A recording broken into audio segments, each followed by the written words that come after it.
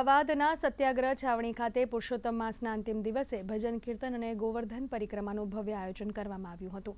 આ પ્રસંગે ગોવર્ધન પર્વતની સુંદર પ્રતિકૃતિ બનાવવામાં તેને આકર્ષિત રીતે શણગારવામાં આવી હતી, જેને કારણે સમગ્ર વાતાવરણ ભક્તિમય બની ગયું હતું। કાર્યક્રમ દરમિયાન શ્રી કૃષ્ણ ભક્તિ ગીતો, સત્સંગ અને ભજન કીર્તન યોજાયા હતા। ગોવર્ધન પરિક્રમામાં મોટી સંખ્યામાં સભ્યો, મહિલાઓ, વડીલો અને બાળકોએ શ્રદ્ધાભાવે ભાગ લીધો હતો। ભગવાન શ્રી કૃષ્ણના જયઘોષ સાથે સમગ્ર પરિસર ભક્તિ અને આધ્યાત્મિકતાના રંગે રંગાઈ ગયું હતું। અમાસ અને સોમવતી અમાસ ખૂબ સરસ દિવસ છે।